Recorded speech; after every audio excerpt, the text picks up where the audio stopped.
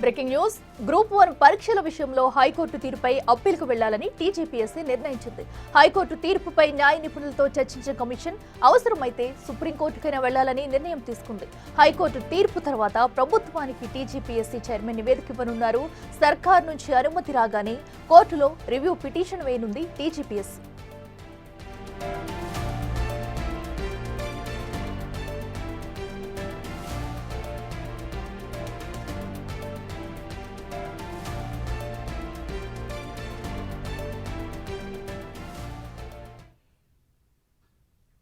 ఇదే అంశానికి సంబంధించి మరింత సమాచారం మా ప్రతినిధి హేమ లైవ్ అందిస్తారు. హేమ, చెప్పండి, అటు గ్రూప్ 1 పరీక్షలకు సంబంధించి ఇప్పుడు ఎలాంటి నిర్ణయం తీసుకునే అవకాశం ఉందనుకోవచ్చు? హైకోర్టు నుంచి ఎప్పుడు దీనికి సంబంధించి వివరణ బయటకు వచ్చే అవకాశం ఉందనుకోవచ్చు? మొత్తానికి టీజీపీఎస్సీలో ఈరోజు ఉదయం నుంచి కూడా కీలక సమావేశం ఏర్పాటు చేశారు.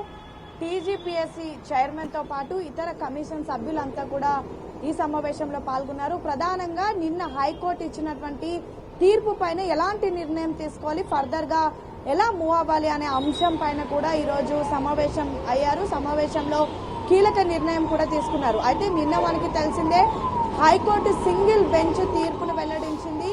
జూలై 7వ తారీఖున పిటిషన్ దాఖలైంది. జూలై 7 తర్వాత బెంచ్ మీదకి వచ్చిన తర్వాత సుదీర్ఘంగా విచారణ తర్వాత పిటిషన్ కి సంబంధించినటువంటి న్యాయవాదులు, అదేవిధంగా కమిషన్ కి సంబంధించినటువంటి న్యాయవాదులు, ఇరు వర్గాల న్యాయవాదులు తమ వాదనలు వినిపించిన తర్వాత సుదీర్ఘంగా విచారించి హైకోర్టు నిన్న ఏదైతే పిటిషన్ ని తీసుకుంటూ మొత్తం 21,000 మంది రీవాల్యుయేషన్ కి పెట్టారు. సో వీలైతే అందరు విద్యార్థులు ఎవరైతే రీవాల్యుయేషన్ కి అప్లై చేశారో వాళ్లకు రీవాల్యుయేషన్ చేయాలి. ఒకవేళ అలాంటి అవకాశాలు లేకపోతే మాత్రం ఖచ్చితంగా పరీక్షలు మొత్తం రద్దు చేయాలి, రద్దు చేసి తిరిగి పరీక్షలు పెట్టాలి అంటూ కూడా నేను ఒక తీర్పును వెల్లడించింది. వెంటనే దానికి సంబంధించి ఆ ఆర్డర్ కాపీ కూడా ఈ రోజు ఉదయం టీజీపీఎస్సీకి అందింది.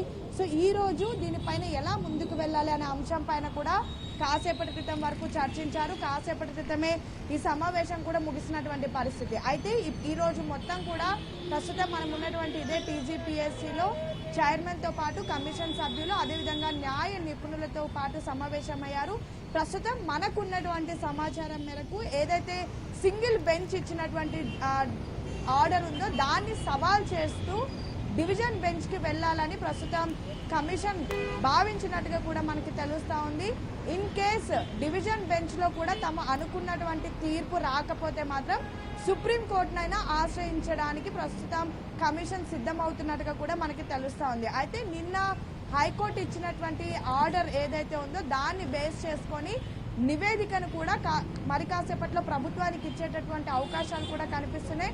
అనంతరం ప్రభుత్వం ఇచ్చేటటువంటి ఏదైతే అనుమతి కానివ్వండి, లేదంటే ప్రభుత్వం ఇచ్చేటటువంటి సలహా బట్టి ఫర్దర్ స్టెప్ కూడా కమిషన్ వేయనుంది. ఇక అఖిల తెలిసిన విషయమే, నిన్న వాదనలు వినిపించినటువంటి సమయంలో కూడా పెద్ద ఎత్తున పిటిషన్ తరపు న్యాయవాదులు చెప్తుంది ఏంటంటే, మొత్తం ఈ ఏదైతే మెరిట్ లిస్ట్ ఉందో దానికి సంబంధించి కంప్లీట్ గా అవకతవకలు జరిగాయంటూ, అదేవిధంగా రీవాల్యుయేషన్ చేసినటువంటి ఎవరైతే స్టాఫ్ ఉన్నారో వాళ్ళంతా కూడా అనర్హులు, అన్క్వాలిఫైడ్ వాళ్ళు రీవెరిఫికేషన్ చేశారు. మొత్తం కూడా 21,000 మంది రీవాల్యుయేషన్ కి అప్లై చేసుకుంటే కేవలం 5,000 మందికి మాత్రమే రీవాల్యుయేషన్ అయింది. మిగతా వాళ్ళందరికీ అవ్వలేదు. మెరిట్ లిస్ట్ లో మొత్తం రద్దు ఉంది అంటూ మొత్తం కూడా మెరిట్ లిస్ట్ లో ఏదైతే అవకతవకలు జరిగాయంటూ కూడా సిద్దిపేటకి సంబంధించినటువంటి వ్యక్తి పిటిషన్ వేశారు. దానికి హైకోర్టు కూడా టీజీపీఎస్సీ మీద ఆగ్రహం వ్యక్తం చేసింది. ఆల్రెడీ ఇప్పటికే తెలంగాణ ప్రభుత్వంలో గ్రూప్ 1 అనే పరీక్ష 2 సార్లు వాయిదా పడింది. 2 సార్లు అంటే మొదటిసారి మనకి చూసుకున్నట్టయితే గత ప్రభుత్వంలో పేపర్ లీకేజ్ అయింది. రెండోసారి బయోమెట్రిక్ అంశాలకు సంబంధించి పెద్ద ఎత్తున అవకతవకలు ఉన్నాయంటూ మరొకసారి రద్దయింది. తెలంగాణ రాష్ట్రంలో కాంగ్రెస్ ప్రభుత్వం ఏర్పడిన తర్వాత గత ప్రభుత్వం ఇచ్చినటువంటి పోస్టులకు మరికొన్ని పోస్టులను కూడా యాడ్ చేసి కొత్త నోటిఫికేషన్ జారీ చేశారు. ఆ నోటిఫికేషన్ లో కూడా ఎగ్జామ్స్ జరిగినటువంటి సమయంలో ఎటువంటి అవకతవకలు లేకుండా, ఎటువంటి ఇబ్బందులు లేకుండా పరీక్షలు నిర్వహించారు. కానీ ప్రస్తుతం మెరిట్ లిస్ట్ లో మాత్రం అవకతవకలు ఉన్నాయంటూ పిటిషన్ దాఖలు చేశారు. సో దానికి సంబంధించి హైకోర్టు తీర్పిచ్చింది. ఈ నివేదిక ప్రస్తుతం ప్రభుత్వానికి ఇవ్వనున్నారు. ప్రభుత్వం ఇచ్చినటువంటి నిర్ణయం మేరకు మరి డివిజన్ బెంచ్ కి వెళ్తారా, లేదంటే డివిజన్ బెంచ్ నుంచి ఒకవేళ అనుకున్న సానుకూల ఆర్డర్ రాకపోతే సుప్రీంకోర్టుకు వెళ్తారా అనేది మాత్రం వేచి చూడాలి. హేమ, అయితే ఇప్పుడు అటు డివిజన్ బెంచ్ లో కనుక అనుకూలంగా స్పందన రాకపోతే ఒకవేళ సుప్రీంకోర్టుకు వెళ్తే ఈ విషయంలో ఒక కొలిక్కి వచ్చే అవకాశం కనిపిస్తుంది అనుకోవచ్చా? అలాగే దీనికి సంబంధించి కూడా ఇప్పటికే ఎన్నో అవకతవకల మధ్య అయితే ఈ గ్రూప్ 1 పరీక్షలు నిర్వహించారు. మరి అభ్యర్థుల వెర్షన్ ఎలా ఉంది అసలు?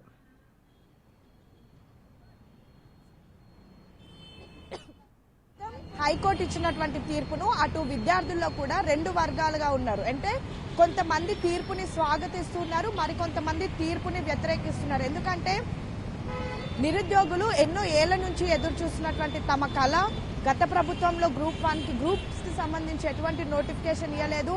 కాంగ్రెస్ ప్రభుత్వం వచ్చిన తర్వాత నోటిఫికేషన్ ఇస్తే ఎంతో మంది విద్యార్థులు అహర్నిశలు కూడా ప్రిపేర్ అయ్యి ఎగ్జామ్స్ కి వెళ్లారు. అయితే 2 సార్లు వాయిదా పడింది. ఒకసారి పేపర్ లీకేజ్, తర్వాత బయోమెట్రిక్ ఇష్యూస్ వల్ల పేపర్ లీకేజ్ అయింది. కానీ మూడోసారైనా ఎటువంటి ఇబ్బంది ఉన్న పరీక్షలు నిర్వహించినప్పటికీ ఇప్పుడు మెరిట్ లిస్ట్ లో అవకతవకలు ఉన్నాయని దాని తర్వాత హైకోర్టు ఇచ్చినటువంటి తీర్పు మొత్తానికైతే విద్యార్థులు కొంతమంది స్వాగతిస్తూ ఉన్నారు, కొంతమంది అపోజ్ చేస్తూ ఉన్నారు. సో చూడాలి మరి టీజీపీఎస్సీ ఎలాంటి నిర్ణయం తీసుకోబోతుంది, డివిజన్ బెంచ్ కు వెళ్తుందా, వెళ్లిన తర్వాత ఒకవేళ సానుకూల ఫలితం రాకపోతే సుప్రీంకోర్టుని ఆశ్రయిస్తారా, లేదంటే ప్రభుత్వం ఎలాంటి సలహా ఇవ్వబోతోంది, ఎలాంటి నిర్ణయం తీసుకోబోతుంది, కోర్టుని ఆశ్రయిస్తారా, లేదంటే ప్రభుత్వం ఇచ్చినటువంటి ఆర్డర్ మేరకు రీవాల్యుయేషన్ చేయడం కానీ, లేదంటే మొత్తం పరీక్షలను రద్దు చేసి మరలా పరీక్షలు పెట్టేటటువంటి యోచనలు ఏమైనా ఉన్నారా అనేది మాత్రం ఖచ్చితంగా వేచి చూడాలి.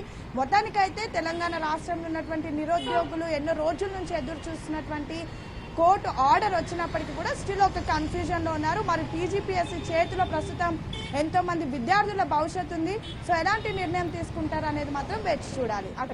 Right Hema, thank you. So ఏదైతే అటు గ్రూప్ 1 పరీక్షలపై కూడా అటు హైకోర్టు ఇచ్చిన తీర్పుపై అటు న్యాయ నిపుణులతో పీజీఎస్ అయితే ప్రస్తుతం చర్చలు జరుపుతుంది. మరి ఈ చర్చల అనంతరం కూడా ఎలాంటి నిర్ణయం తీసుకుంటుంది అనేది కూడా ఉత్కంఠంగా మారింది. ఇక్కడ ఒకవేళ అనుకూలంగా కనుక తీర్పు రాకపోతే అటు సుప్రీంకోర్టును కూడా ఆశ్రయించి దీనిపై తదుపరి నిర్ణయం తీసుకునే అవకాశం